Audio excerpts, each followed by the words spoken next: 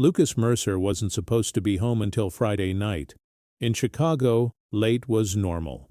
Late meant work, emails. The steady climb he kept telling himself was building a better life. It also meant distance, phone calls pushed to tomorrow, visits postponed, guilt folded away like a receipt in a pocket. Then, on a random Thursday afternoon, his phone buzzed with a notification from a hospital portal he didn't remember using. Dayton General. Patient, Harold Mercer. Discharge, note, available. Lucas stopped walking. Harold Mercer was his father. 79, stubborn, proud. The man who fixed neighbors' porches for free and refused to be anyone's burden. Lucas tapped the alert. A spinning circle then? Access denied. Contact authorized caregiver. Authorized caregiver? He called Diane, his wife, immediately. No answer. He texted, "Why is Dad's hospital portal sending me alerts? What happened?" 3 dots appeared, then vanished. For months Diane had been handling things back in Dayton. She'd offered to coordinate appointments, groceries, the old people stuff, so Lucas could focus on work. She said it like she was doing him a favor. Lucas accepted it like it was love. He opened his desk drawer without thinking and felt cold metal under his fingers. His dad's pocket watch. Harold had handed it to him on the porch in Dayton last summer. "Keep it," Harold said.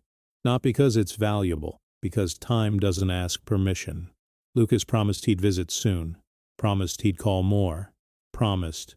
The watch ticked in his palm now, loud in the quiet office, like a warning. Lucas didn't wait for Diane to reply. He booked the next flight to Dayton. 2 hours later, Ohio winter air hit him like a slap. He rented a car and drove straight to Maple Hollow Drive. The neighborhood looked ordinary. Bare trees, dim porch lights, quiet streets. His father's house did not. The porch light was off. Curtains were pulled tight. A trash can lay on its side by the garage, lid half open. Leaves piled against the steps like nobody had bothered to move them in days. Lucas's hands were shaking when he knocked. No answer. He tried his key. The lock turned, but the door barely moved. Something blocked it from the inside. His throat tightened. "Dad?" he called. Nothing. He pushed harder. The door opened just enough for him to slip through. Warm air. Sharp smell. Bleach. Something sour underneath. The kind of clean that tries too hard. From the kitchen came Diane's voice, low and tight. "Stop. You're going to make a mess again." Another voice answered, thin, trembling. I can't help it." Lucas froze. That was Harold. Lucas moved down the hall. Suitcase wheels too loud in the silence. The kitchen light was on, bright and unforgiving. And there, on the tile floor beside the pantry, was his father. Harold Mercer sat with his back against the wall, knees drawn in. His hands trembled in front of him like he was offering them up. His cheeks were hollow. His sweater hung loose on a body that looked smaller than Lucas remembered. Beside him sat a metal dog bowl, empty. Lucas's stomach turned. Diane stood over Harold with her arms crossed, phone in one hand, coffee in the other. Clean sweater, hair neat, calm face, like she was dealing with a stubborn appliance, not a human being. "You don't get dinner if you keep doing this," she said, almost softly. "I can't spend my life cleaning up after you," Harold whispered. "Please, I didn't mean—" Diane cut him off with a small shake of her head. "Sit there. Think about it." Lucas's suitcase slipped from his grip and thudded on the floor. Diane turned. For half a second she looked startled. Then she smoothed it away. "Oh," she said. "You're early." Lucas couldn't speak. He stared at Harold's wrist. Red marks circled the skin, raw, like rope burn. Lucas's voice came out low. "Why is he on the floor?" Diane sighed like Lucas was being dramatic.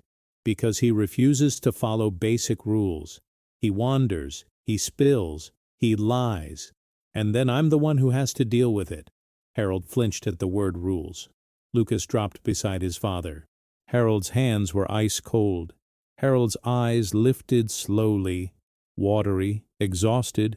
ashamed, and then Harold whispered something Lucas had never heard from him in his entire life. "Don't make her mad." The sentence hit Lucas like a punch. Diane's tone sharpened. "Lucas, don't start. You don't understand what my days look like. You fly in, you get emotional, and then you leave me with the mess." Lucas stared at her.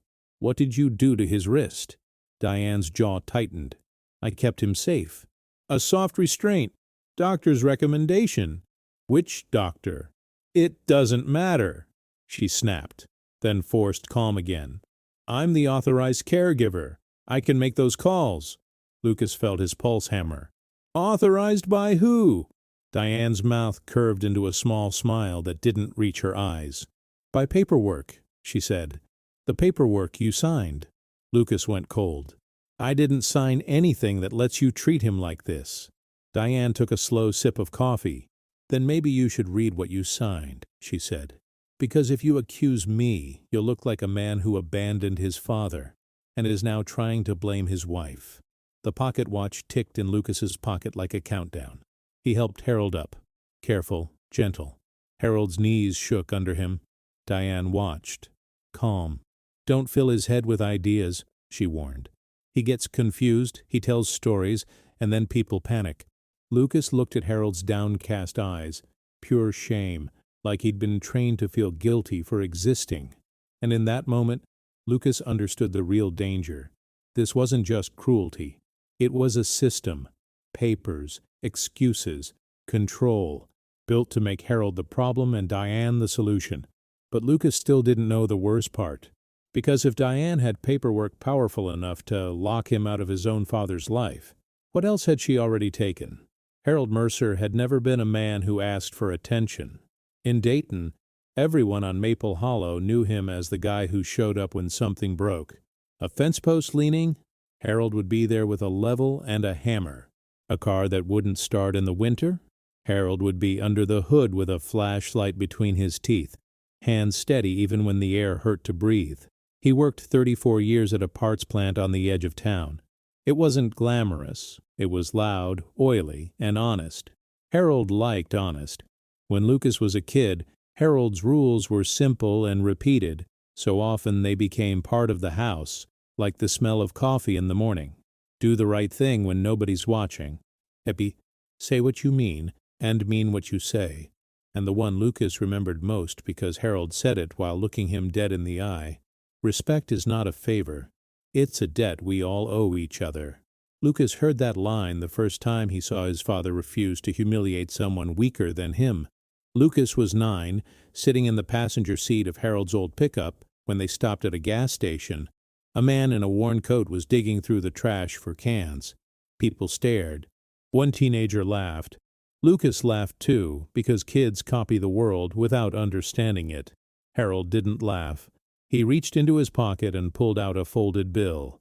He walked over, crouched to the man's level, and held it out without making a scene.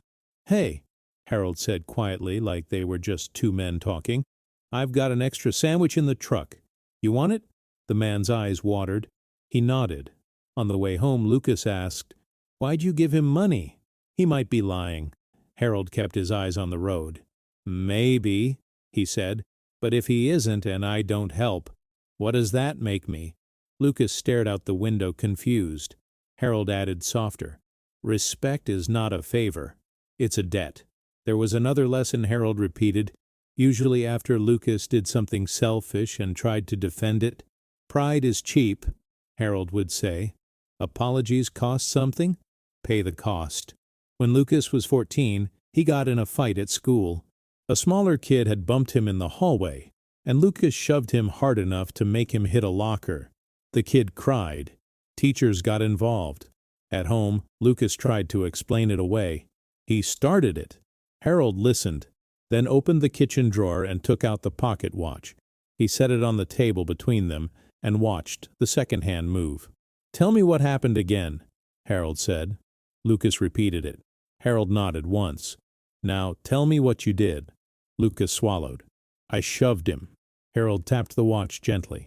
"Every second you spend explaining is a second you're not spending fixing," he said. "Go apologize. Look him in the eye. Make it right." Lucas groaned. That's embarrassing. Harold's voice stayed calm. Embarrassing is temporary, he said. Being the kind of man who hurts someone weaker and never owns it, that lasts. Lucas went. He apologized. It felt awful. Then it felt relieving. Harold was right. After Lucas's mom died, Harold changed in a quiet way. He didn't collapse. He didn't break apart in public. He just got older, faster. He still cooked, but the meals got simpler. He still kept the house clean, but he stopped playing music while he did it. And he started carrying the pocket watch everywhere.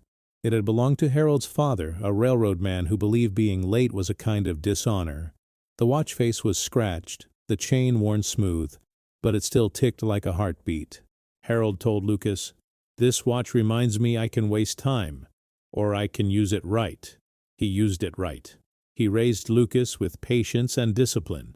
He showed up to every school event even when his shift ran late. He worked overtime when the plant cut hours, and he never let Lucas feel the panic fully, just enough to understand gratitude. When Lucas got into college in Illinois, Harold sold his fishing boat to help with tuition. Lucas tried to refuse. Harold shrugged. "Boats don't change families," he said. "Education does." When Lucas got his first real job in Chicago, he called Harold every week. When Lucas got promoted, he called every few days. Harold didn't brag. He didn't pressure. He just said, "I'm proud," and meant it. Then Lucas met Diane. Diane was sharp, confident, quick with a smile in public and quicker with opinions in private. She loved that Lucas was driven. She loved that he wanted more than small-town life. She also loved control, though Lucas didn't have that word for it yet. The distance started small. One missed call, then two, then a month where Lucas was too busy. Harold didn't complain. Harold didn't guilt him. Harold simply adjusted, like he always did. Lucas told himself his father preferred it that way. But Harold had his own quiet rituals. Every Sunday morning, he'd make coffee and set a second mug across the table, as if Lucas might walk in any second.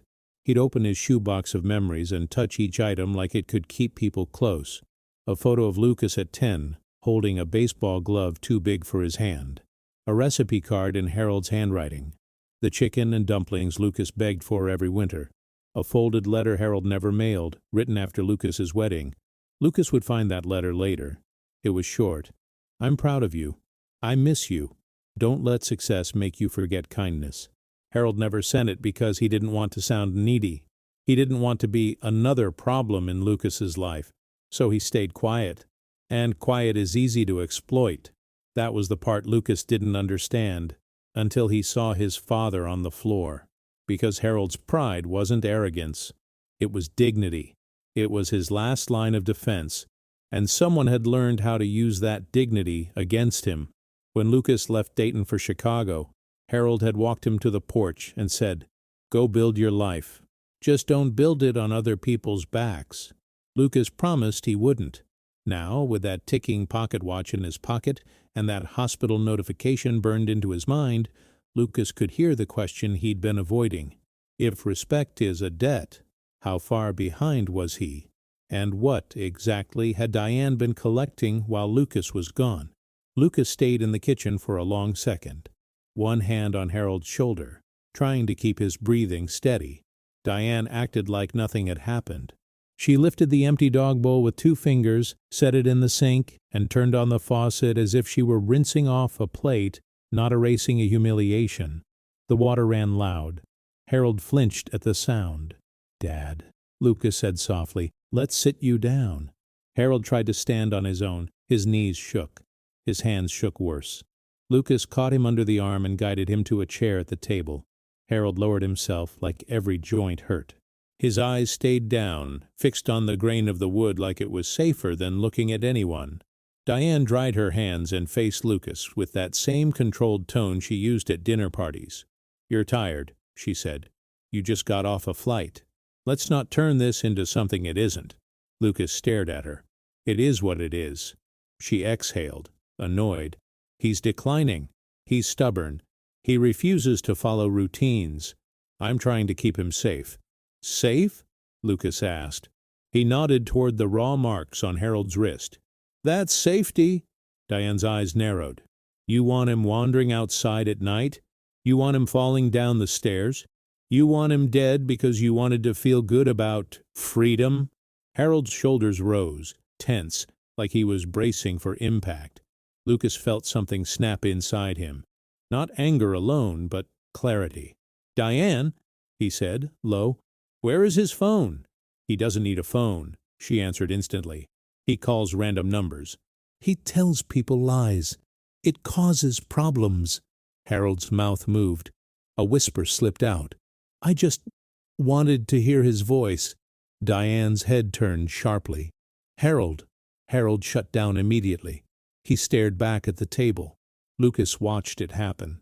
How one word from Diane could fold his father in half. Lucas swallowed. I'm taking him to a doctor, he said. Diane laughed once, sharp. A doctor? Lucas, I take him to doctors. All the time. You wouldn't know because you're not here. I'm here now, Lucas replied. Diane's smile returned, small and cold. Then read the paperwork, because you can't just come in and change everything. What paperwork? Diane walked to the hallway closet, pulled out a thick binder and placed it on the table like a judge's file. Power of attorney, she said. Caregiver authorization.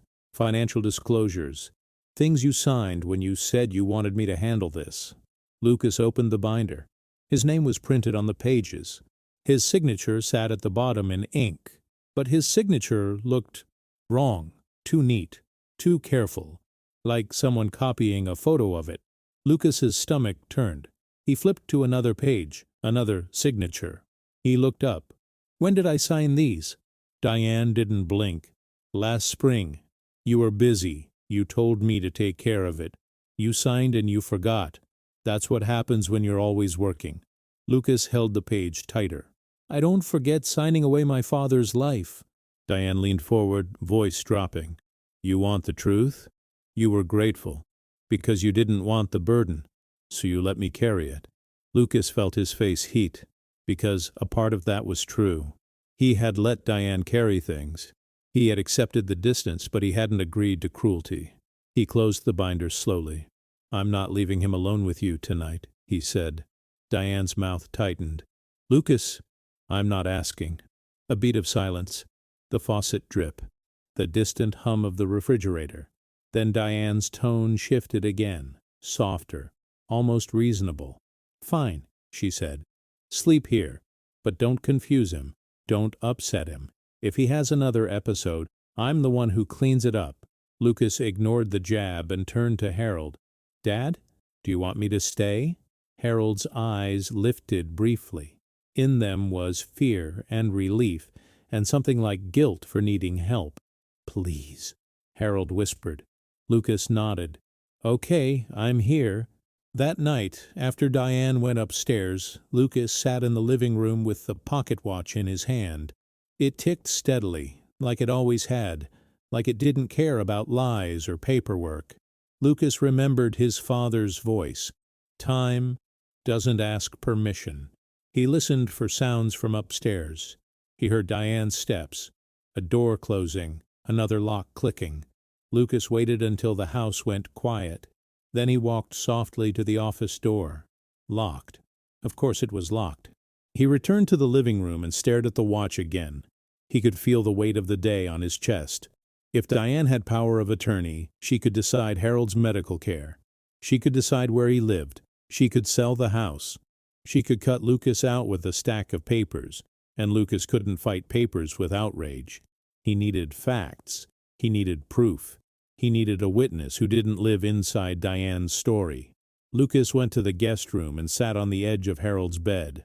Harold was awake, staring at the ceiling, hands folded on his chest like a man trying to take up as little space as possible. Lucas kept his voice gentle. Dad, he said, I'm going to ask you something, and I need you to tell me the truth. Harold's lips trembled. I don't want trouble. I know, Lucas said, but this isn't about trouble. It's about safety. Harold swallowed. She said, if I talk, you'll be angry. She said you'd put me in a home. Lucas's heart sank. Dad, I would never. Harold's eyes filled. She said you didn't have time. Lucas reached into his pocket and placed the pocket watch in Harold's palm. Harold's fingers curled around it like it was a lifeline. Look at me, Lucas said. Harold did, slowly. I'm here, Lucas said. And I'm not leaving, not like before. But I need to know what she's done, what she made you sign, what she took.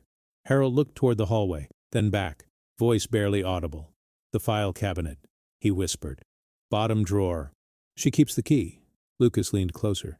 Where's the key? Harold hesitated, then murmured, kitchen drawer. Under the tape. Lucas sat back, breath catching. That was a detail. A real detail, not a story. He squeezed Harold's hand. Thank you, he said. Harold's face tightened. Lucas, if she finds out? I know, Lucas whispered. That's why we're going to be smart. He stood, turned off the lamp, and stepped into the hallway. The house felt like a trap. Quiet, clean, controlled. But somewhere in the kitchen, taped beneath a drawer, was a small brass key that could unlock the truth. And Lucas had a feeling that once he opened that drawer, he wouldn't be able to pretend ever again. Lucas woke before dawn, not because he was rested, but because his body refused to relax in that house. The kitchen was dark. The stove clock blinked 5:12 a.m. Lucas stood barefoot on cold tile and listened. No TV, no music, just the steady tick of his father's pocket watch on the table, like a quiet guard keeping time. He opened the drawer Harold had mentioned. Rubber bands, old coupons, batteries, a jumble of everyday nonsense. Lucas slid his fingers along the underside of the drawer and felt clear tape. He peeled it back carefully. A small brass key dropped into his palm. It didn't look like much, but neither did a signature line, and Diane had used those to build a cage. Lucas moved to the office door and slid the key into the lock. Click. The room smelled like paper and stale air. A file cabinet stood against the wall, bottom drawer locked. Lucas inserted the key and opened it with a metallic scrape that felt too loud in the quiet. Folders were stacked neatly, labeled in Diane's handwriting: medical, bank, legal, home care. Lucas pulled the legal folder first. Power of attorney. Harold Mercer. The date was 6 months ago. Diane was listed as agent. Lucas was listed as witness. His signature sat at the bottom in ink. Too neat, too careful, like someone tracing a memory. His throat tightened. He flipped to another page. Another signature. Wrong again. Lucas forced himself to keep turning pages. He needed to know how far this went. The bank folder made his mouth go dry. A home equity line. Withdrawals. Late fees. A balance that didn't match the life his father lived. Harold didn't buy expensive things. Harold didn't travel. Harold didn't gamble. Lucas dug deeper and found printed emails clipped to the top. Diane to lender. My spouse travels constantly. I manage the household finances. My father-in-law is declining. Lender response. We can proceed once spouse signature is confirmed. Attached was a scanned page with Lucas's name. Forged again. Lucas swallowed hard. It wasn't just power of attorney, it was money. It was the house. It was Harold's safety. He opened the medical folder. Appointment reminders. Medication lists. Notes from a neurologist. Then a packet titled Facility Placement Pre-Approval. Memory Care. A section was highlighted in yellow. Emergency placement possible with POA. Lucas's stomach turned. So that was the plan. If Harold resisted, Diane could remove him. Quietly, legally, with paperwork. The home care folder was thinner than Lucas expected. 2 weeks of invoices from a private aid service, then a termination notice. Reason. Caregiver requested discontinuation. Clipped to it were Diane's handwritten notes. Too friendly, talks too much, gets neighbors involved. Lucas felt his pulse hammer. Diane wasn't just controlling Harold. She was controlling who could see him. A soft floorboard creaked somewhere upstairs. Lucas froze, holding his breath, waiting for a voice, a step, anything. Silence. He exhaled slowly and forced his hands to keep working. At the back of the legal folder, something was taped inside. A USB drive with a label in Diane's handwriting. Back up. Lucas slid it free, walked to the desk and plugged it into his laptop. Audio files loaded. Date stamped. Short clips. One file name made his skin go cold. Kitchen 11, Zo 2. He clicked play. Diane's voice filled the room, clear and controlled. If you spill again, you don't eat. That's how you learn. Harold's voice followed, broken. Please. I'm trying. Diane. You're trying to embarrass us. You're trying to ruin my life. Then a sound. Something falling. A chair scraping. And Harold's breath turning into a small, choked sob. Lucas paused the audio, pressing his knuckles to his mouth so he wouldn't make a sound. The cruelty hurt. But the recording hurt worse, because it meant Diane knew exactly what she was doing, and she was saving it, like evidence for her own story. Lucas copied every audio file to his computer.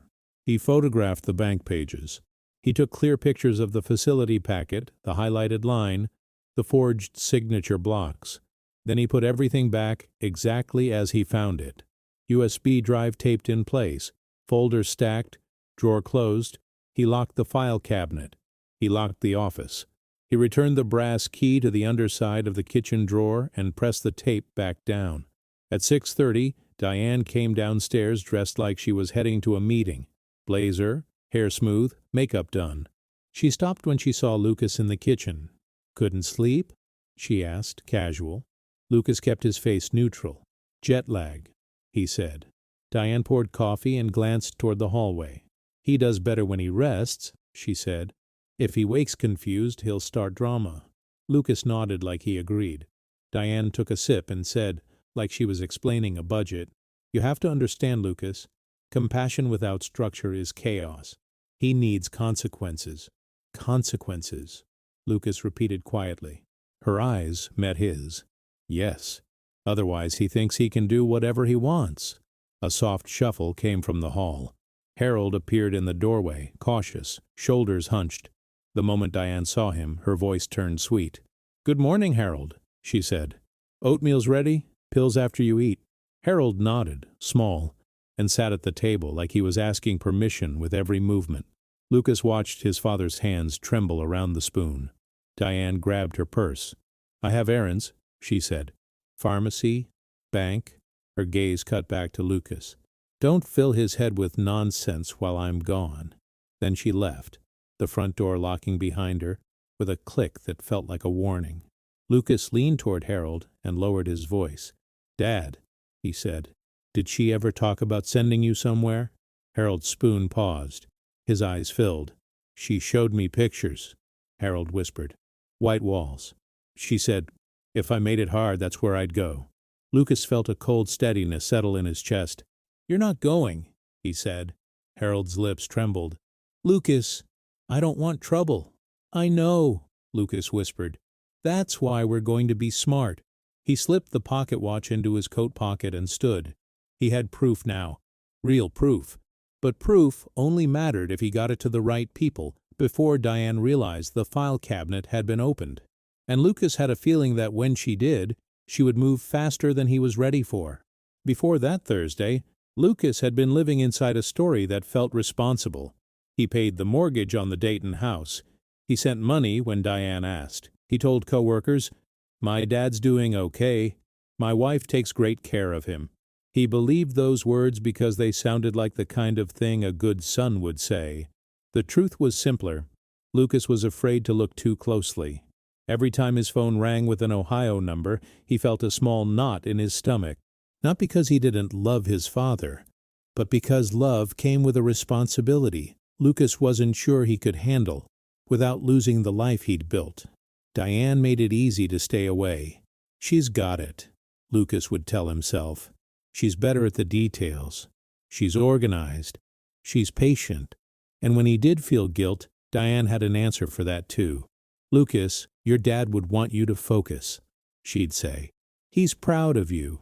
Don't stress him out with constant calls. He gets confused. If Lucas asked to speak to Harold, Diane would say, he's asleep, even when it was mid-afternoon. Or, he's in the shower. Or the most effective one, he had a hard day. If you call, you'll upset him. Lucas accepted those answers because they let him breathe. He ignored the signs that didn't fit the story, like the one time Harold called him late at night and left a voicemail that was mostly silence, except for one sentence whispered like it cost Harold everything. "Lucas, if you can, come." Lucas called back immediately. Diane answered cheerful, as if she'd been waiting. "Oh, hi," she said. "He fell asleep with the phone. Don't worry, he's fine." Lucas asked, "Why did he say come?" Diane laughed softly. "He's dreaming. He gets dramatic when he's tired." Lucas wanted to believe that. So he did. Weeks later, when Lucas tried Harold's landline, he got a disconnected message. Diane shrugged it off. Too many scam calls. It was stressing him out. I canceled it. Lucas frowned. "So how do I reach him?" "You can reach him through me," Diane said, like it was a kindness. Slowly, without Lucas realizing it, every road to his father ran through his wife. Then came the Thursday that broke the story. Lucas was sitting in a glass conference room overlooking the city, watching his team pack up early because a client unexpectedly rescheduled. He should have felt relief. Instead, he felt an ache, like something unfinished. On his way back to his desk, his phone buzzed. Dayton General. Discharge note. Available. At first, Lucas thought it was spam. Then he read the name. Harold Mercer. His thumb hovered over the notification.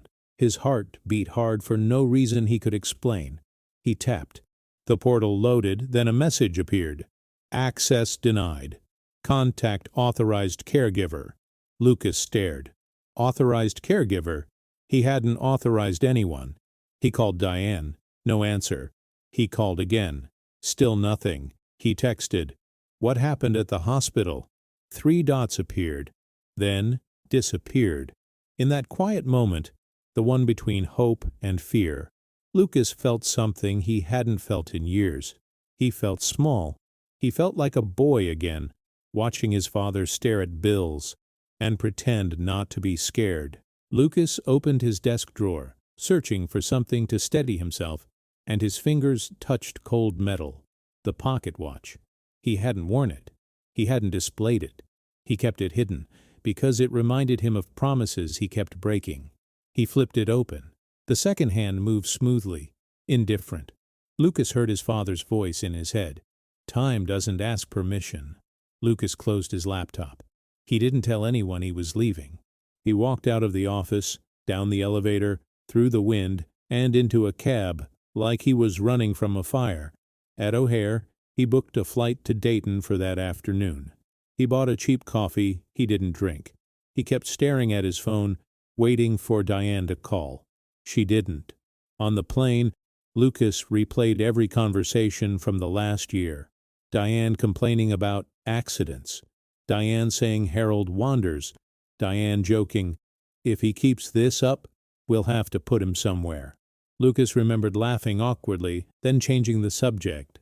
Now that joke felt like a threat. When Lucas landed in Dayton, the cold air hit him hard. He rented a car and drove straight to Maple Hollow Drive. He didn't stop for food. He didn't stop for sleep. He didn't stop to build courage. The closer he got, the louder the pocket watch ticked in his coat pocket, like it was counting down the seconds until he faced whatever he'd been avoiding. A red light near the grocery store turned Lucas's phone into a spotlight. "Diane, where are you?" Lucas stared at the message. No explanation. No. "Are you okay?" No. "Your dad is in the hospital." Just a question like she was tracking a delivery. Lucas typed, "I'm in Dayton. I'm coming home." A beat.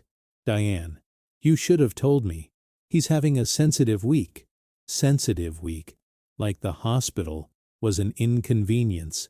Lucas typed, "Why was he discharged?" Diane didn't answer. Instead, Diane, "Don't upset him. If you walk in acting dramatic, you'll confuse him." Lucas's hands tightened on the steering wheel. The language was familiar, always centered on controlling Lucas's behavior, never centered on Harold's well-being. He turned onto Maple Hollow and slowed down. The street was quiet, but not peaceful. Quiet like people were listening. Lucas parked and stepped out into the cold. His shoes crunched on frozen gravel.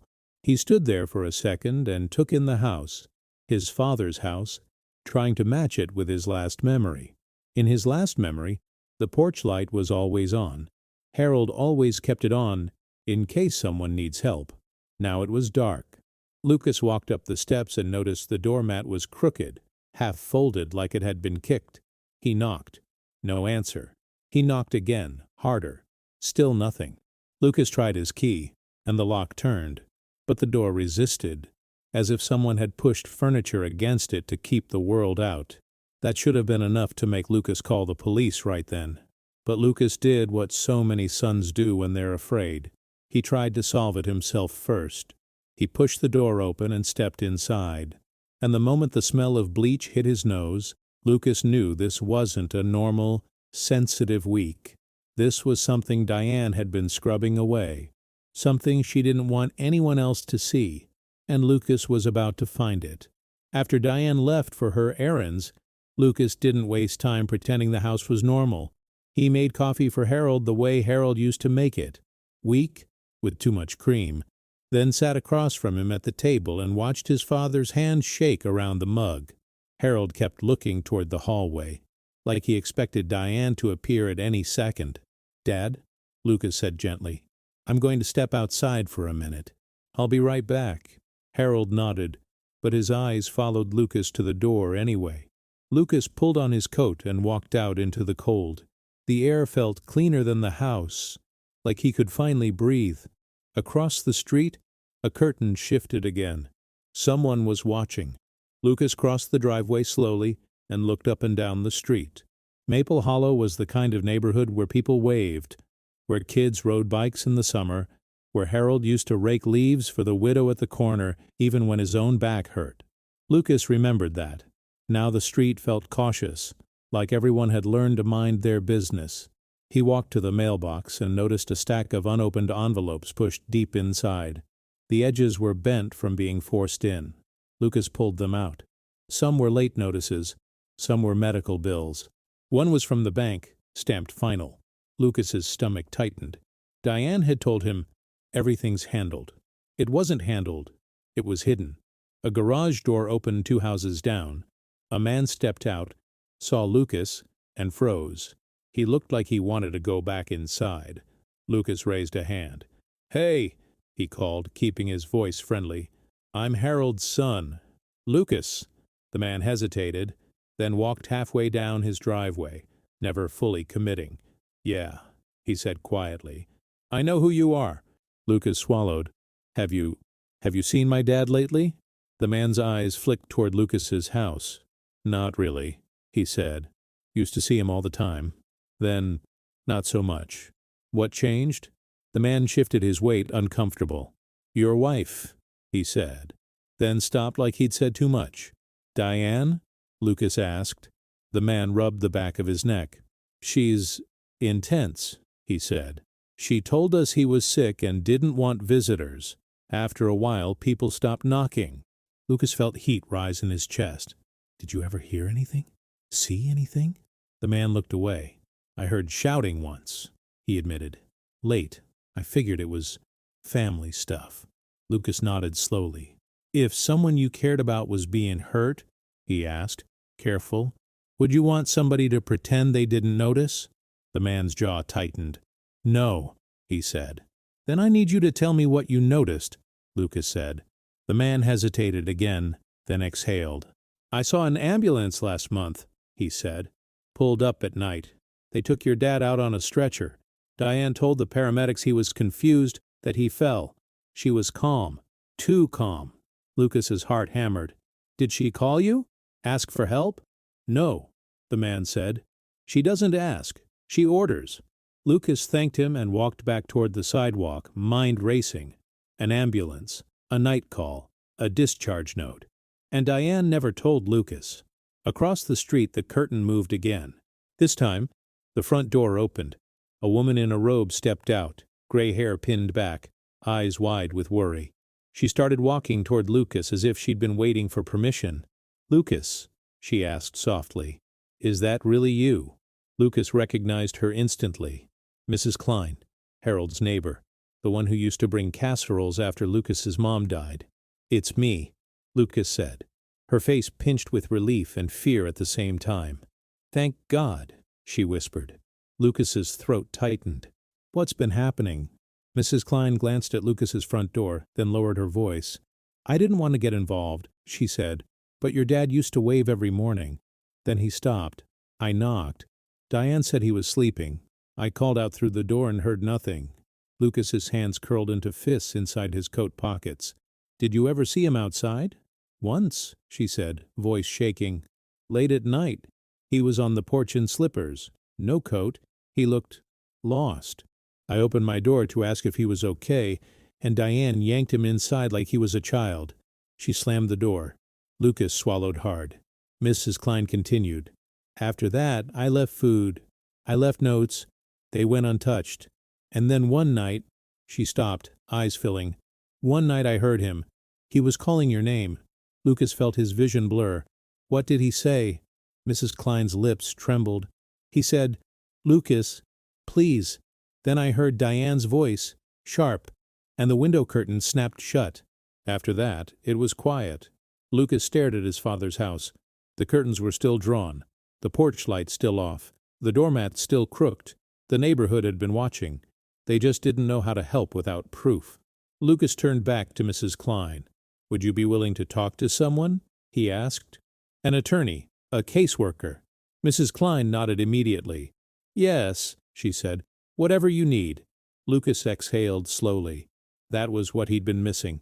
Not just evidence, not just paperwork. A human witness who wasn't under Diane's roof. A car turned the corner at the end of the street. Lucas's stomach tightened. Diane's car. Mrs. Klein's eyes widened. "She's back," she whispered. Lucas nodded once. "Go inside," he said quietly. "And if she asks, you didn't see me." Mrs. Klein hesitated. "Lucas, be careful." "I will," Lucas said. Diane parked in the driveway and stepped out with grocery bags like it was a normal day. She glanced down the street, eyes scanning, and Lucas felt it, her awareness, her instinct to measure the room. Lucas touched the pocket watch in his coat pocket. Tick, tick. He walked toward the front door before Diane could say a word, already deciding his next move, because now he had a witness, a paper trail, and a clock counting down. And Diane had no idea how close she was to losing control. Diane walked into the house first, balancing bags on her hip, voice already arranged. "I got what he likes," she called out, loud enough for the whole house to hear. "Oatmeal, bananas, decaf, the things he can handle." Lucas followed behind her, calm on the outside, burning on the inside. Harold was in the living room now, sitting stiffly on the couch, hands folded in his lap. He looked like a man posing for a photograph he didn't want taken. Diane set the grocery bags on the counter and turned to Lucas with a tight smile. "So," she said, "you went outside and talked to the neighbors?" Lucas held her gaze. "I needed context." Diane's smile thinned. "Context," she repeated. "Or gossip." "It's not gossip if it's about my father," Lucas said. Diane's eyes flashed. Then she softened again, like switching masks. "Lucas, you're worked up," she said. "Let's not do this in front of him." Harold's shoulders lifted at the word front, like he expected to be punished for listening. Lucas kept his voice low. "Then tell me privately," he said. "Why wasn't I told he went to the hospital?" Diane blinked slowly. "He fell," she said. "He got dizzy. It was a minor thing." "Minor enough to keep secret?" Lucas asked. Diane exhaled and picked up a bag, avoiding his eyes. "I didn't want to stress you." Lucas almost laughed at the irony. "You didn't want to stress me," he said. "So you let me stay in the dark while my dad ended up in an ambulance." Diane turned, coffee calm again. "What would you have done from Chicago?" she asked. "Panicked? Yelled at me on the phone? Flown in and made it worse? I protected him, and you." Lucas looked at Harold. His father's eyes were fixed on the carpet. Protected. That was Diane's favorite word. It sounded noble. It covered everything. Lucas took a breath and changed direction. "Where does Dad sleep now?" he asked. Diane's jaw tightened. "Upstairs," she said. "Guest room. It's safer." "Sue, Why isn't he in his own room? Diane shrugged, like it was a technical decision. His room has too many things. He gets confused. He fixates. He thinks his wife is still alive if he sees her photo. Lucas felt something cold run through him. His mother, Harold's wife, had died 5 years ago. Harold mourned quietly. He kept her picture on the nightstand. He talked to it sometimes when he thought no one was listening, and Diane had removed it, calling it confusion. Lucas stared at her. "Show me," he said. Diane frowned. "Lucas, show me," he repeated, calm and firm. Diane held his gaze for a second, then turned and walked upstairs with stiff steps. Lucas followed. Harold didn't move, like he wasn't sure he was allowed. At the top of the stairs, the hallway smelled like dust and air freshener. Diane opened the guest room door. The room looked wrong. A bare bed with a thin blanket, no comforter, no personal items. The window locked. A small space heater on the floor. A baby monitor camera mounted in the corner, angled toward the bed. Lucas's throat tightened. "Why is there a camera?" "For safety," Diane said quickly.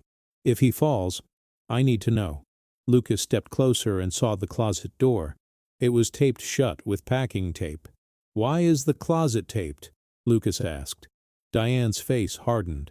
"He hides things," she said. "He makes messes. It's easier if I control access." Lucas's hands curled into fists. He forced them open. He went to the taped closet door and peeled the tape back slowly. Diane moved toward him, irritation rising. "Lucas, stop! You're making this harder." Lucas opened the closet. Inside, on the floor, was a cardboard box, dented, taped, and labeled in Harold's handwriting. Margaret. Lucas's chest tightened. Margaret was Harold's wife, Lucas's mother. He crouched, lifted the lid, and saw what Diane had been keeping out of sight. A framed photo of Margaret, smiling in the sun, her hand resting on Harold's shoulder. A small Bible with worn edges. A recipe card stained with flour. Margaret's chicken and dumplings, handwritten. And beneath them, a stack of letters tied with a rubber band. Harold's memories. Harold's comfort. Harold's proof that he'd lived a whole life before Diane turned him into a problem. Lucas lifted the framed photo and looked at Diane. "You taped this away," he said quietly. Diane's eyes flickered. "He fixates," she insisted. "It upsets him." "It comforts him," Lucas said. Diane's voice sharpened. "Lucas, you don't live here. You don't see the nights. You don't see him crying and wandering and—" Lucas cut her off with calm. "You don't get to erase his life because it's inconvenient." Diane took a step forward. "You want to know the truth?" she snapped. "The truth is he's draining us. Money, time, energy. And you—" She pointed at Lucas's chest. "You built your life and left me to clean up the mess. So yes, I made rules. Because without rules, I'd drown." Lucas stared at her, hearing the argument behind the words. Not just frustration, justification. Diane had convinced herself that cruelty was efficiency, and efficiency was virtue. Lucas lowered the photo gently back into the box, then picked up the pocket watch from his coat and set it on the dresser.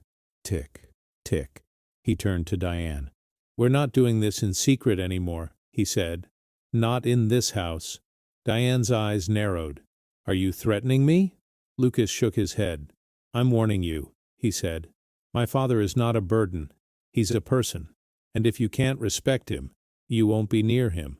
Diane laughed, brittle. "You can't just decide that. I have paperwork." Lucas nodded once. "And I have proof," he said. Diane went still. A tiny shift. The first sign that her control might not be absolute. Downstairs, a floorboard creaked. Harold's voice drifted up, hesitant. "Lucas!" Lucas looked past Diane toward the hallway and answered, softer, "I'm here, Dad." Then he faced Diane again, calm as a locked door. Because the next time Lucas spoke, it wouldn't be just to her. It would be to the system that had been listening to her paperwork all along. Lucas didn't confront the system with rage. He confronted it with appointments. The next morning he told Diane he was taking Harold for a checkup. He didn't ask permission. He stated it like a fact. Diane tried to argue, but Lucas kept his tone polite and unmovable. "I'm his son," he said. "I'm taking him." Diane's eyes narrowed. "Fine," she said. "But don't confuse the doctor. Harold says strange things when he's stressed." Lucas nodded, as if he understood. Inside he memorized the sentence. Don't confuse the doctor. It was another way of saying, don't let him speak. At Dayton General's outpatient clinic, the waiting room smelled like disinfectant and old coffee. Harold sat beside Lucas, shoulders hunched, hands clasped so tight his knuckles were pale. A nurse called Harold's name and led them back. She took vitals, then frowned at the numbers. "Has he been eating regularly?" she asked. Lucas opened his mouth, then stopped. He realized he didn't actually know what regularly meant in Harold's house anymore. Harold's gaze dropped to the floor. The nurse looked between them, reading the silence. Lucas cleared his throat. "I'm trying to find out," he said honestly. When the nurse left, Lucas leaned closer to his father. "Dad," he whispered, "you can tell them the truth." Harold's lips trembled. "If I talk," he breathed, "she'll send me away." Lucas swallowed hard. "No," he said, "I won't let that happen." Harold didn't look convinced. Fear had a long memory. A doctor came in, middle-aged, kind eyes, efficient movements. She asked questions about dizziness, falls, medication. Harold answered with short, careful words, constantly checking Lucas's face like he was trying to avoid doing the wrong thing. When the doctor stepped out to order labs, Lucas went to the front desk and asked for Harold's medical records. The receptionist smiled politely. "We can't release medical information without authorization," she said. "I'm his son," Lucas replied. "I understand," she said, still polite. "But we have a power of attorney on file. Diane Mercer is listed as the authorized caregiver." Lucas felt his chest tighten. "Can I see that document?"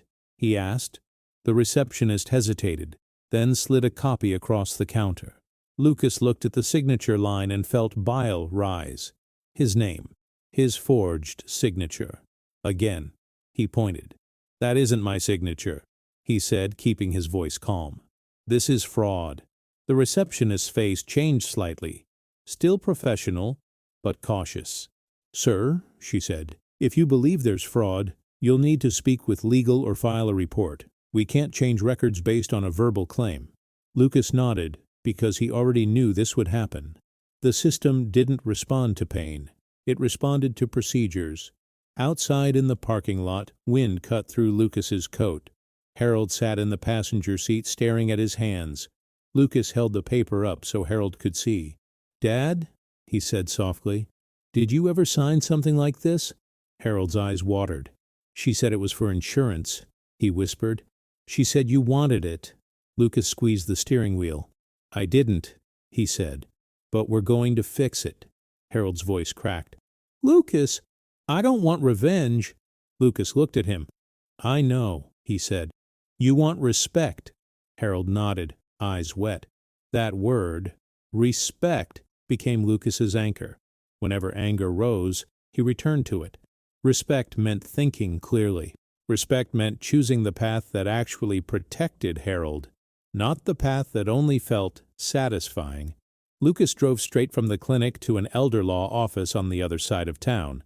He'd made the appointment from the parking lot, using his phone like a weapon. The receptionist at the law office didn't smile much.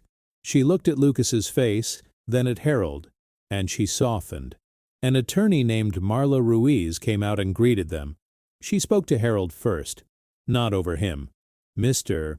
Mercer," she said, gentle, "I'm going to ask you some questions.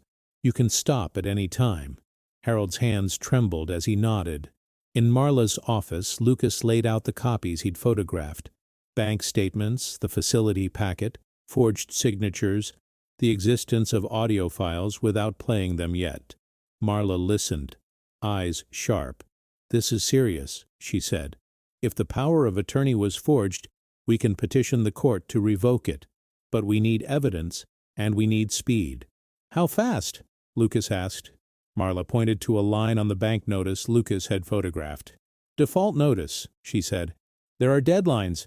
If the house is tied up in a line of credit and payments aren't made, you could face foreclosure. Not tomorrow, but soon enough. Harold's face went pale. My house, he whispered. Lucas turned to him quickly. We're going to protect it, he said. Marla nodded. We can also contact Adult Protective Services, she said. They can open an investigation. And if there's imminent danger, we can request emergency protective orders. Lucas felt his jaw tighten. There is danger, he said. He's terrified in his own home. Marla leaned forward. Then we need a timeline, she said. Dates, incidents, witnesses. Who has seen or heard things? Lucas thought of Mrs. Klein. A neighbor, he said. She heard him calling my name. She saw him outside at night. She's willing to speak. Marla nodded. Good, she said. And the audio you mentioned, if it's clear, could be decisive. Lucas's pocket watch ticked in his coat pocket, steady and urgent. Time doesn't ask permission. Lucas looked at Marla. What do I do today? He asked. Marla didn't sugarcoat it. Today, she said, you document everything. You keep him safe. And you do not warn your wife. The moment she senses a legal threat, she may try to move him. Move him! Lucas felt cold fear rush through him, because now he could see the next step in Diane's plan. Emergency placement, facility, isolation, paperwork as a kidnapping with a smile. Lucas stood. Then I'm calling APS, he said. Marla nodded. Do it, she said, and keep your father with you. On the drive back, Harold stared out the window. Lucas, he whispered. I tried to be easy. Lucas's throat tightened. I know, he said. But you don't have to earn respect. You deserve it. Harold's eyes filled again. And Lucas realized the system wasn't the final villain. The final villain was the lie Harold had been forced to believe. That dignity was something he had to beg for. Lucas pulled into the driveway and saw Diane's car already there. His stomach clenched. Because if she had sensed anything, even a whisper, she wouldn't wait for Lucas to make calls. She would act first. Diane met Lucas at the door with a smile that was just a little too bright. Everything okay? She asked, voice light. Lucas kept his face neutral. Routine checkup, he said. Doctor wants labs. Diane's eyes flicked to Harold. And did he behave? She asked, like Harold was a dog. Harold's shoulders tightened. Lucas stepped slightly in front of him, not aggressive. Protective. He did fine, Lucas said. Diane nodded, satisfied, as if she'd confirmed her narrative. Good, she said, because I have an appointment this afternoon. A meeting, actually. Important. Lucas's pulse quickened. Oh, what kind of meeting? He asked casually. Diane waved a hand. Just paperwork, she said. Adult stuff. Lucas heard Marla's voice in his head. The moment she senses a legal threat, she may try to move him. He forced himself to stay calm. I'm going to take Dad upstairs to rest, he said. Diane smiled. Perfect, she said. He does better when he rests. Lucas guided Harold up to the guest room and closed the door. He sat Harold on the bed, then knelt in front of him. Dad, Lucas said softly, I'm going to ask you something difficult. I need you to trust me. Harold's eyes were glossy. I'm tired, he whispered. I know, Lucas said. Just listen. If Diane says you need to go somewhere today, anywhere, what do you do? Harold's breath hitched. She said there might be a doctor, he admitted. A place that can help me. Lucas's stomach turned. If she says that, Lucas said, you tell her you won't go without me. Understand? Harold nodded, afraid. Lucas squeezed his father's hand. You're not alone, he said. Downstairs, Diane's voice floated up through the vent, talking on the phone. Lucas couldn't hear the words clearly, but the tone was businesslike, confident. Lucas felt the window of time shrinking. He went to the office again. Only this time, he didn't open the file cabinet.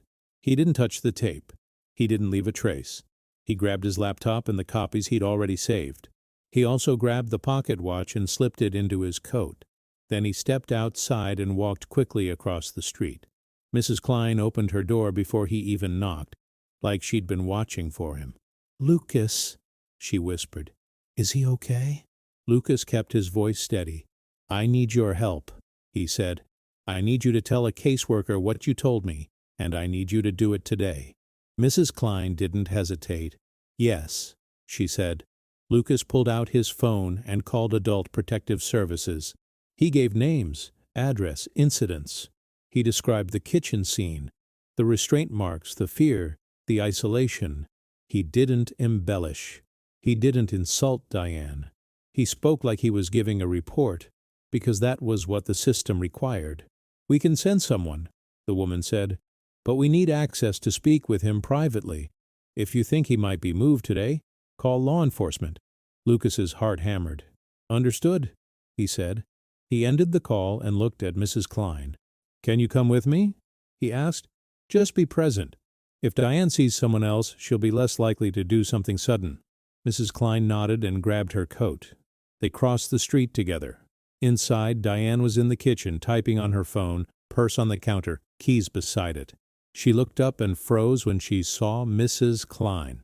Oh, Diane said, smiling too fast. Hello, Carol. Mrs. Klein's voice was polite but firm.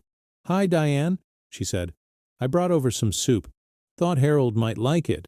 Diane's smile stayed on her face, but her eyes sharpened. That's not necessary, she said. We have food. Lucas stepped in smoothly. Thanks, he said, taking the container. Dad would appreciate it. Diane's gaze flicked to the soup, then to Lucas's face. She was reading him, trying to see what had changed. Lucas kept his expression plain. Diane picked up her purse. Well, she said, I need to go. I'm meeting someone. Where? Lucas asked calmly. Diane's jaw tightened a fraction. It's none of your business. Lucas nodded once. Then I'll come with you, he said. Diane laughed. Absolutely not. Lucas's voice stayed level. If it's just paperwork, there's no harm. Diane's eyes flashed. Lucas, stop controlling me. Lucas almost smiled at the irony. I'm not controlling you, he said. I'm protecting my father. Diane's fingers tightened around her purse strap. Harold, she called toward the stairs, voice sweet. We have to go. The doctor's waiting. Harold didn't answer. Diane's smile stiffened. Harold? Lucas stepped forward. He's resting, Lucas said, and he's not going anywhere without me. For a moment, Diane looked like she might explode. Then she forced her face smooth again.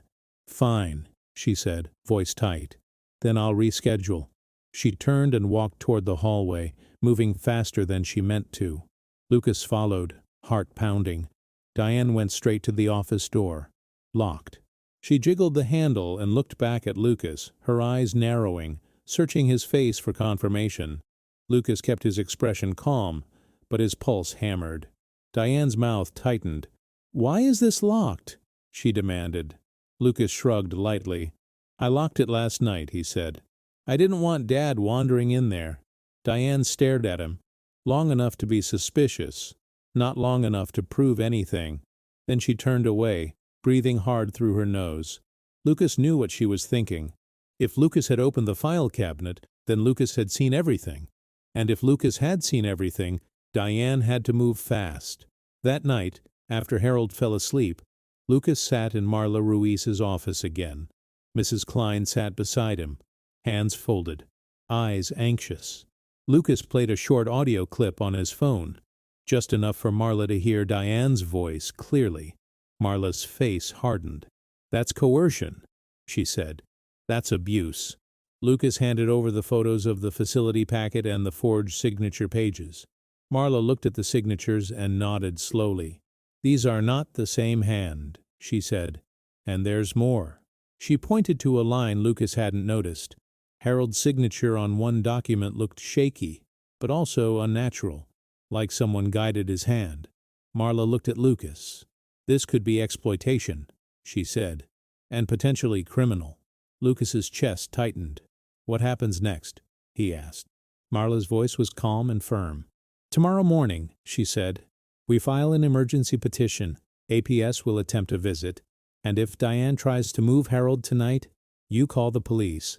Lucas felt his stomach drop, because Diane had already tried, with that doctor's appointment, with that meeting. She'd been one step away from taking Harold out of the house under the cover of paperwork. Lucas left the office with Mrs. Klein, the pocket watch ticking in his coat pocket, louder than ever. When he pulled into the driveway, the porch light was on. Diane had turned it on. Not for warmth, for surveillance, and Lucas understood with certainty that Diane wasn't going to wait for morning. She was going to make her move while the system still believed her paperwork. And Lucas had one night to stop her. Diane made her move at 2:17 a.m. Lucas was half asleep in the chair he'd dragged into Harold's doorway, refusing to leave his father alone upstairs. The house was quiet except for the faint hum of the heater and the steady tick of the pocket watch on the dresser. Then came a sound that snapped Lucas awake, a soft click, a lock. Lucas stood instantly. Footsteps in the hallway, slow, careful, not Harold. Too steady for Harold. Diane appeared at the top of the stairs, dressed in dark clothes, hair pulled back. She held a folder under one arm and her car keys in the other hand. Her eyes widened when she saw Lucas. "Lucas," she whispered, forced calm. "What are you doing?" "I could ask you the same," Lucas said, voice low. Diane glanced toward Harold's door. "The facility called," she said quietly. "They have an opening. It's now, or we lose it." Lucas's stomach tightened. "It's 2 a.m. "They do transfers at night," Diane said, too fast. "It's easier, less confusion, less witnesses," Lucas thought. Harold stirred on the bed, blinking in the dim light. His eyes flicked to Diane and filled with fear. Diane's voice turned sweet. "Harold, honey," she said. "It's okay. We're going to a place that can help you. You'll be safer there." Harold's hands trembled as he tried to sit up. "No," he whispered. "Please." Diane's face tightened for half a second, then smoothed again. She stepped closer to the bed. "Harold," she said, "you don't get to decide. I have the paperwork." Lucas stepped between them, calm and firm. "He does get to decide," Lucas said. "And he's saying no." Diane's eyes flashed. "Lucas, stop. You're not thinking clearly." Lucas held her gaze. "I've never been clearer." Diane raised the folder. "Power of attorney," she said. "I can place him. I can sign him in. You can't stop it." Lucas nodded once. "I can," he said, "because it's fraudulent." Diane froze. Lucas continued, voice steady. "You forged my signature. You manipulated him into signing. I have copies. I have audio. APS has been contacted. A petition is being filed in the morning." Diane's breath quickened. "You went through my files," she hissed. Lucas didn't deny it. "I protected my father," he said. Diane's eyes hardened. "Fine," she said, voice low. "If you want to play this game, we'll play it." She lifted her phone and tapped quickly. "Hello?" she said into the screen, speaking louder now. "Yes, I need help. My husband is acting unstable. He's refusing to let me care for my father-in-law. I'm scared." Lucas's heart pounded, but he didn't move.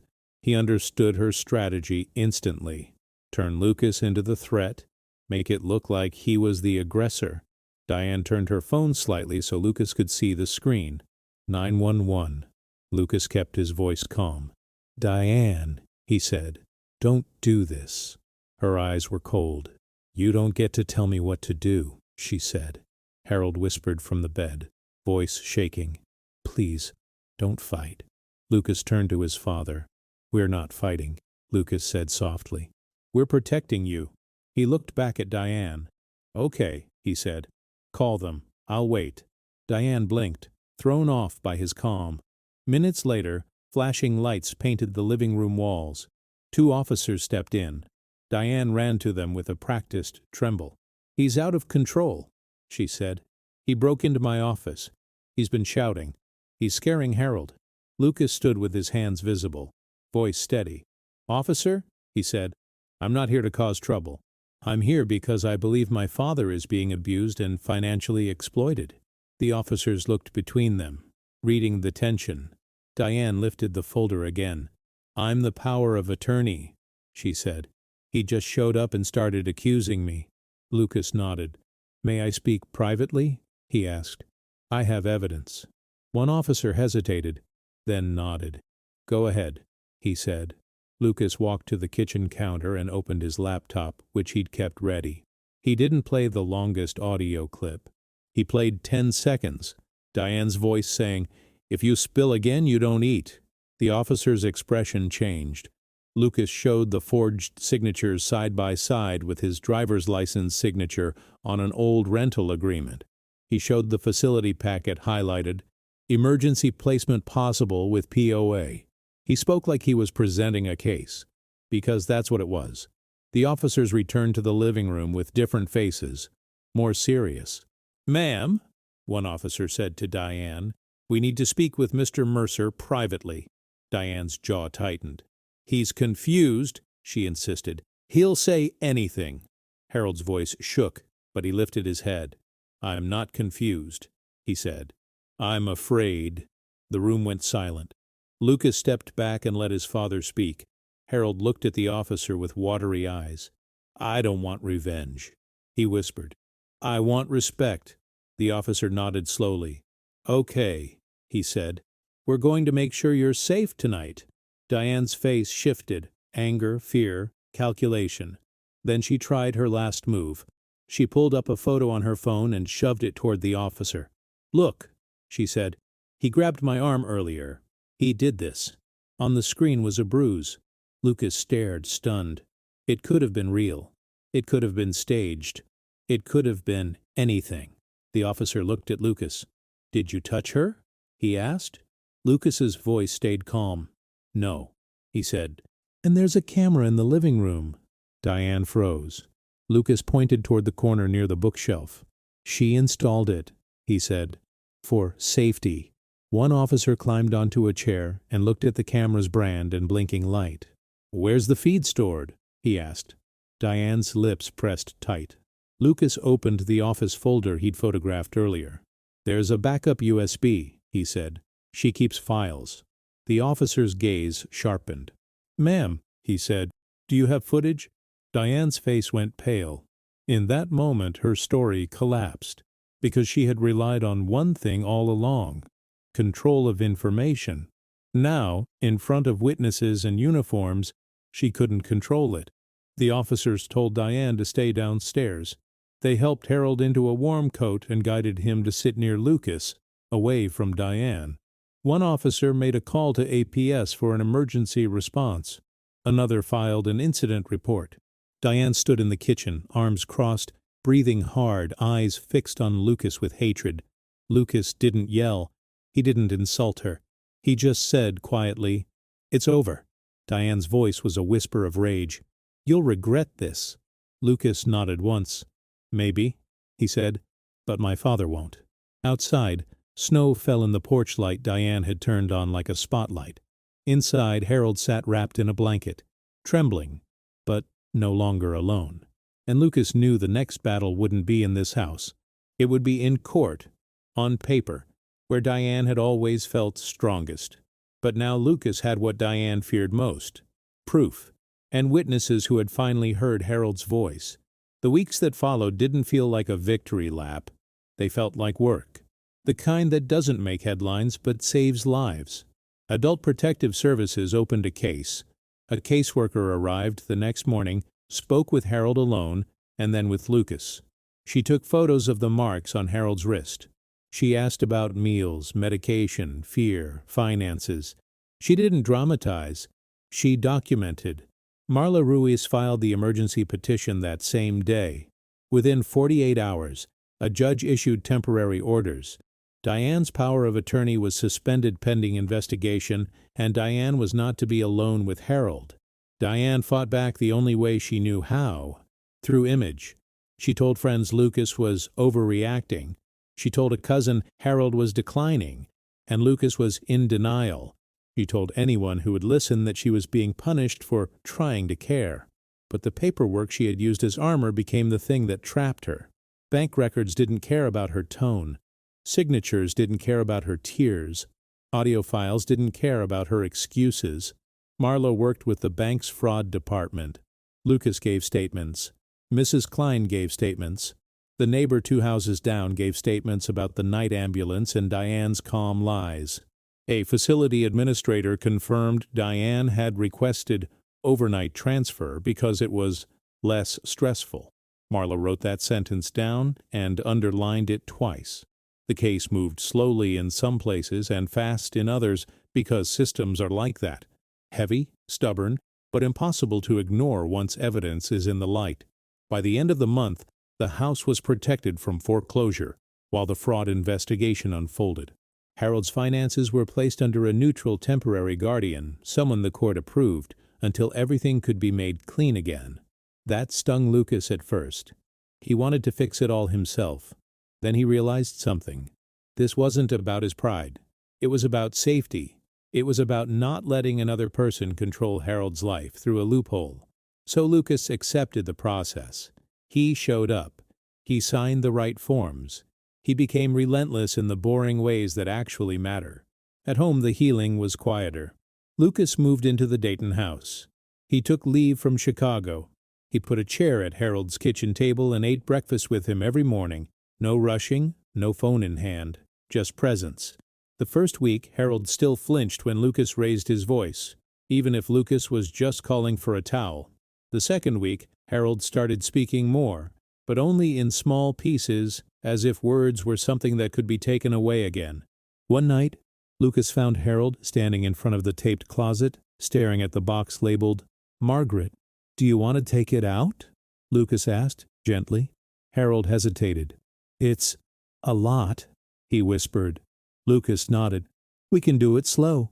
They sat on the bedroom floor like Lucas had done as a kid, opening the box one item at a time. The framed photo of Margaret, the worn Bible, the recipe card with flour stains, the bundle of letters tied with a rubber band. Harold's fingers trembled as he touched the recipe card. "She used to hum when she cooked," he said softly, "even when she was tired." Lucas swallowed. "I remember," he said. Harold looked at him, eyes wet. "I thought maybe I was being punished," he whispered, "for being old." Lucas felt his throat tighten. "Dad," he said steady, "being old is not a crime." Harold's lips trembled. "She made me feel like I was in the way." Lucas placed the pocket watch in Harold's palm. Harold's fingers closed around it automatically. Tick, tick. "I'm sorry," Lucas said. "I should have been here." Harold shook his head slowly. "You built your life," he whispered. "I didn't want to hold you back." Lucas met his eyes. "You didn't hold me back," he said. "I let myself be distracted." Harold's voice was thin but clear. "Then start now," he said. "Time is funny, but it's also generous if you use it right." That sentence became Lucas's new routine. Use it right. Lucas began rebuilding the house into something that felt safe again. He replaced the porch light bulb and left it on every night, not because he was afraid, but because Harold had always believed light was an invitation to help. He took down the baby gate, removed the taped closet, and unplugged the camera. He took Harold to a new primary care doctor, then a neurologist who listened without treating Harold like a problem to manage. They adjusted medications carefully. They screened for depression. They created a plan that respected Harold's choices. Harold's appetite returned slowly.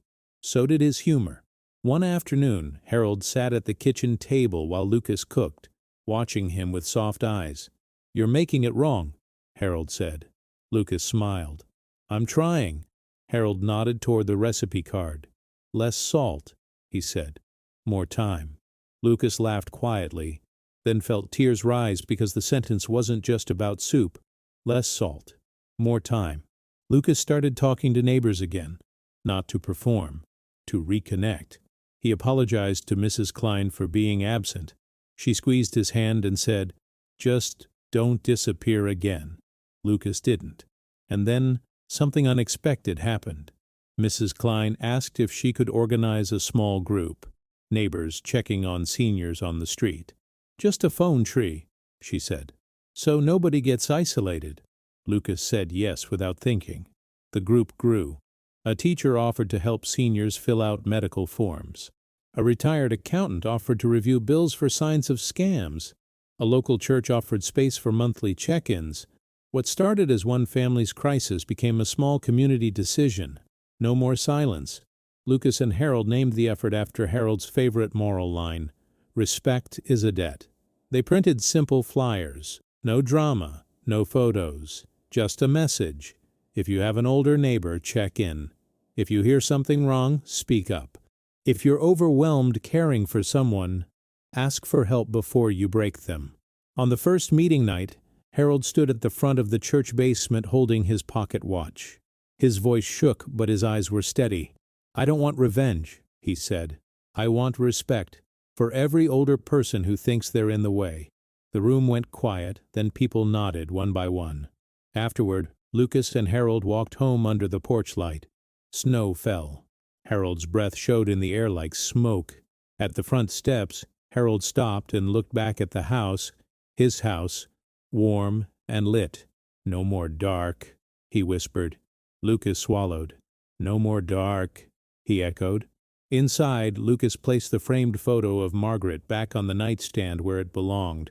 He set the recipe card in a small frame on the kitchen wall, and he placed the pocket watch on the mantel, not hidden in a drawer. Tick, tick. If this story hit your heart, tell me in the comments. Have you ever seen an older person treated like a burden? And what did you wish you could have done? And if you want the next story, another life, another truth, another moment that changes everything, subscribe and stay with me.